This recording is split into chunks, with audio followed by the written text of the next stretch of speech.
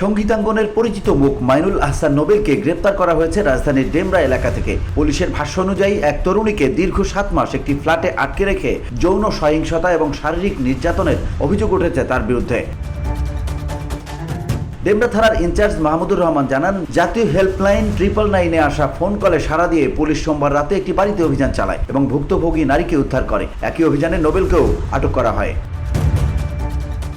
এই তথ্য প্রথমে ঢাকা মেট্রোপলিটন পুলিশের গণসংযোগ ইউনিট থেকে সংবাদ বিজ্ঞপ্তির মাধ্যমে জানানো হয় এবং পরবর্তীতে ডেমরা থানাও বিষয়টি নিশ্চিত করে। প্রাথমিক জিজ্ঞাসাবাদে জানা গেছে, ইডেন কলেজের এক শিক্ষার্থীকে 2023 সালের নভেম্বর মাসে গুলশানে দেখা করার আমন্ত্রণ জানিয়ে ডেকে নেন নোবেল। বিয়ের প্রলোভন দেখিয়ে পরে তাকে ডেমরার একটি বাসায় আটকে রাখা হয়, যেখানে তার ওপর মানসিক ও শারীরিক নিপীড়ন চালানো হয় বলে অভিযোগ।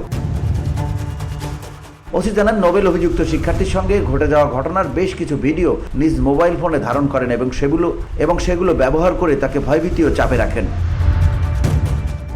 সম্প্রতি সামাজিক যোগাযোগ মাধ্যমে ছড়িয়ে পড়া এক ভিডিওতে দেখা যায় এক নারীকে সিঁড়ি দিয়ে জোরপূর্বক নিচে নামাচ্ছেন নোবেল। পরবর্তীতে জানা যায়, ভিডিওতে যিনি আছেন তিনিই সেই অভিযোগকারী নারী। ভিডিও দেখে মেয়েটির অভিভাবকরা ঢাকায় এসে পুরো বিষয়টি অবগত হন এবং 999-এ ফোন করেন।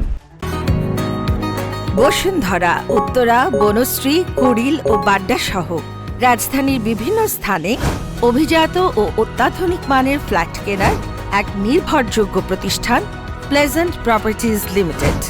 তাই আপনার স্বপ্নের আবাসনের জন্য আজই যোগাযোগ করুন। Pleasant properties limited, where destiny matches eventually. Police জানায়, সোমবার রাত 10টার দিকে ওই ফ্ল্যাটে অভিযান চালিয়ে তরুণীকে উদ্ধার করা হয়। পুলিশের উপস্থিতি টের পেয়ে নোবেল পালিয়ে গেলেও পরে তথ্য প্রযুক্তির সহায়তায় রাত 2টার দিকে তাকে আটক করা সম্ভব হয়। গ্রেপ্তার এড়াতে নোবেল দেশত্যাগের ছক আঁটছিলেন বলে জানায় পুলিশ। এজন্য একটি মাইক্রোবাস ভাড়া করেছিলেন বলেও দাবি করা হয়েছে। VOD Bangla news desk.